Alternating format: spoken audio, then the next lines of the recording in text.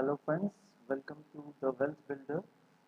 आज हम लोग डिस्कस करने वाले हैं एक इम्पॉर्टेंट टॉपिक पे। It's XIRR with CAGR। CAGR क्या होता है? CAGR compounded annual growth return, जैसे कि नाम सजेस्ट कर रहा है। CAGR हम लोग यूज़ करते हैं किसी भी बिजनेस को पहचानने के लिए। उसका ग्रोथ लास्ट 4 साल, 5 साल या 6 साल में कितना एवरेज ग्रोथ रहा है, उसको कैलकुलेट करने के लिए हम लोग CAGR यूज़ करते हैं। तो उसको समझने के लिए मैं यहाँ पे एक टेबल बना रखा हूँ। तो इससे समझते हैं कि CAGR होता क्या है। जैसे कि कोई भी बिजनेस, मान के चलिए एक बिजनेस आपने 2017 में स्टार्ट किए थे 1 लाख रुपए से, और 2018 में उस बिजनेस का जो वैल्यू है वो 1,20,000 रुपये हो गया। ऐसे ही 2019 में 1,25,000, और फिर फाइनली 2023 में एक 1,78,000 रुपीज उस बिजनेस का वैल्यू हो गया है। तो किसी साल आप देख रहे हैं, आप ग्रो कर रहे हैं 20% से, कभी 4% से, कभी 12% से, कभी 11% से। तो ऐसे किसी भी बिजनेस को एनालाइज करना मुश्किल होगा कि एवरेज ये कितना हर साल कमा के दे रहा है, कितना हर साल ग्रो कर रहा है। अगर कभी भी प्रोमोटर्स को ये जानने की जरूरत पड़ गया कि मेरा एवरेज कितना रिटर्न है, कितना ग्रोथ है, तो उसके लिए होता है CAGR। तो CAGR का फॉर्मूला क्या होता है? CAGR का फॉर्मूला सिंपल है, जो हम लोग बचपन में पढ़ते, F B divided by P B equal to the power 1/n-1। तो उसी फॉर्मूला में CAGR आज भी कैलकुलेट होता है। वो दिखा देते हैं।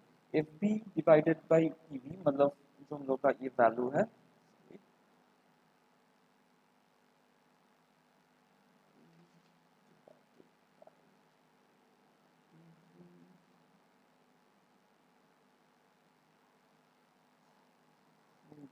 तो 1/6 साल है, तो n हो गया, हो जाएगा 6 माइनस 1। सो 10.09% जो हम लोग CAGR यहाँ पे कैलकुलेट किए थे, ये हो जाता है। मतलब 10.9% ये वो वैल्यू है। अगर ये 1 लाख रुपए हर साल 10.9% से बढ़ता है, तो फिर ये अपने आप जाके 1,78,000 रुपीज बन जाएगा। सिंपल हिसाब वो है CAGR का। किसी भी बिजनेस को हम लोग एनालाइज करने के लिए ये वाला फॉर्मूला यूज करते हैं। दूसरा आता है XIRR। XIRR पे आ जाते हैं। XIRR कब यूज होता है? XIRR यूज होता है इन्वेस्टमेंट में।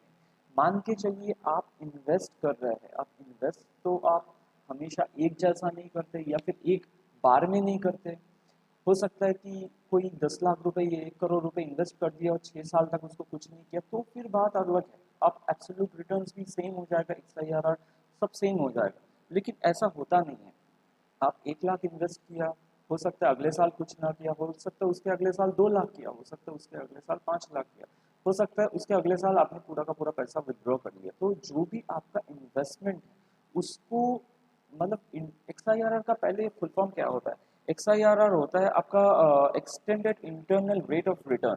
ओके। सो इसमें मतलब आपका जो वैल्यूएशन है, जैसे मान के चलिए यहाँ पे मैं पकड़ लेता हूँ। यहाँ पे टोटल जो मेरा इन्वेस्टमेंट है 4 लाख रुपए। ओके, 4 लाख रुपए। ओके, पहले आपको ये समझा देता हूँ। कभी भी हम लोग जब XIRR कैलकुलेट करते किसी भी टेबल में, उसमें जो पैसा हम लोग इन्वेस्ट करते उसको हम लोग यहाँ पे शो किया माइनस, नेगेटिव में। जो पैसा हम लोगों का बन रहा है उसको हम लोग यहाँ पे दिखाया पॉजिटिव में। ओके। जैसे टोटल हम लोगों का जो इन्वेस्टमेंट है यहाँ पे, जैसे देखिए 4 लाख रुपए टोटल इन्वेस्टमेंट है, और बना कितना है? 5 लाख रुपए। 1 लाख रुपए बना है। अगर आप एब्सोल्यूट टर्म्स में जाएंगे तो ऑब्वियसली ये 25% एब्सोल्यूट रिटर्न आ जाएगा, लेकिन वो हम लोग को नहीं चाहिए। हम लोग को चाहिए सारा का सारा। जैसे 1 लाख रुपए, ये तो 4 साल 5 साल तक इन्वेस्टेड था। उसके बाद ये जो 1 लाख रुपए है वो 3 ही साल तक इन्वेस्टेड था। तो ये चीज़ इक्वालिटी नहीं होगा ना।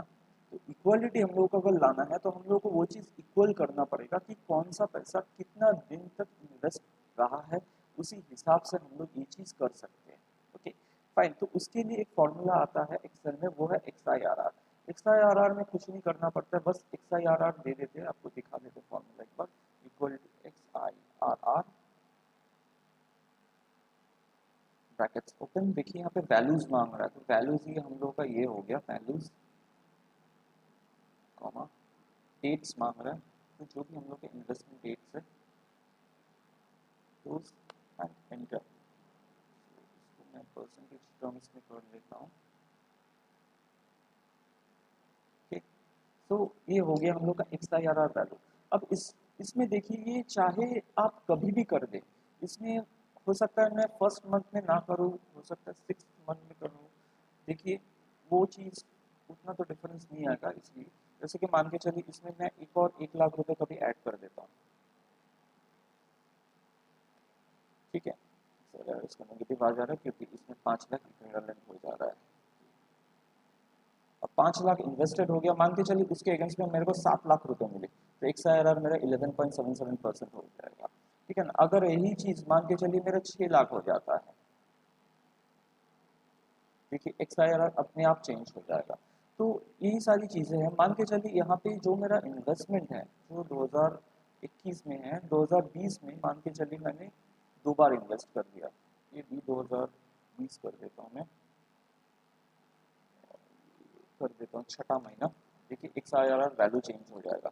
ओके, सो 2022 में मतलब डायरेक्ट मेरा इन्वेस्टमेंट हुआ, 2021 में कोई इन्वेस्टमेंट रहा ही नहीं। तो ये हो जाता है XIRR। हमेशा एक चीज़ ध्यान में रखिए, XIRR हमेशा यूज़ होता है इन्वेस्टमेंट के लिए, और CAGR हमेशा यूज़ होता है बिजनेस के लिए।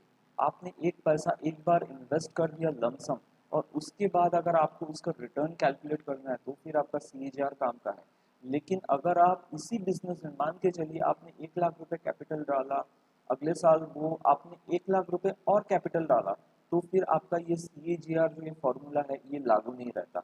ये CAGR फॉर्मूला की जगह पे आपको तब XIRR यूज करना पड़ जाता।